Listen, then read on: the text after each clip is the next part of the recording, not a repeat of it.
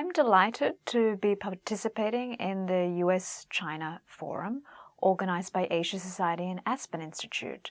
It's a real opportunity for those in the cultural world, arts and culture world, here in the United States to connect with their counterparts in China.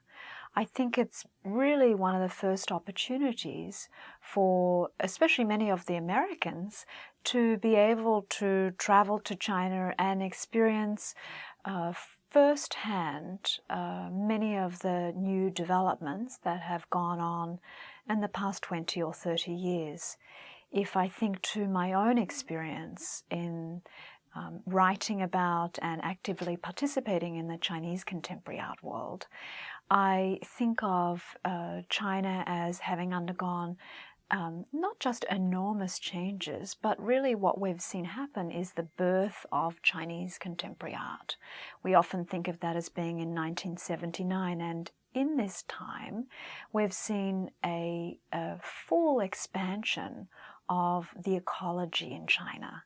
From, on the one hand, of course, the diversity of art practices that are going on there, but also the infrastructure to support those art practices.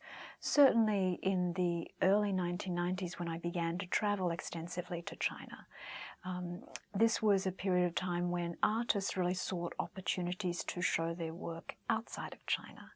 Now we have a great depth of support for them to show their work actively in galleries and museums, both public and private, and also a very vibrant market economy.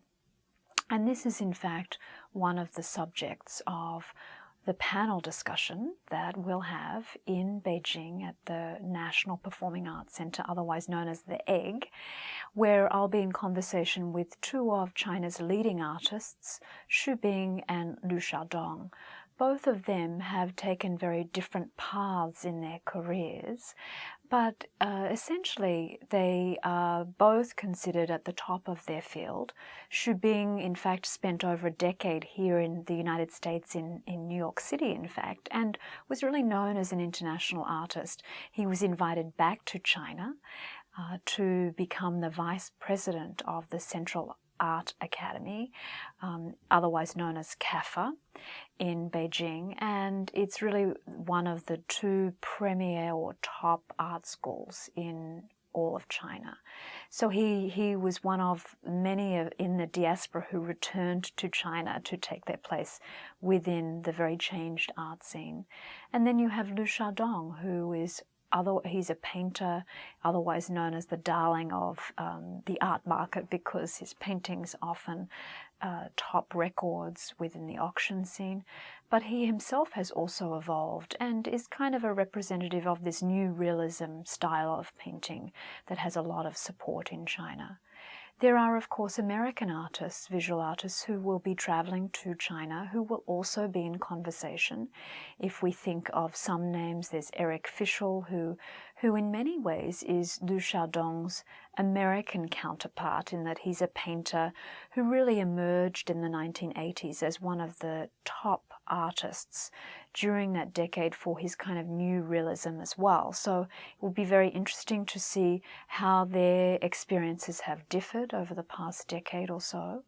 And then you have another artist called Judith Belzer, who is also a painter but much more interested in nature and kind of the landscape scene. So I think the opportunity for Americans and Chinese in the art world to come together for a shared dialogue is a rather unique situation, but it's also an opportunity for Chinese audiences to be able to see not just their Chinese great artists, but also some Americans who we have brought together as part of this delegation.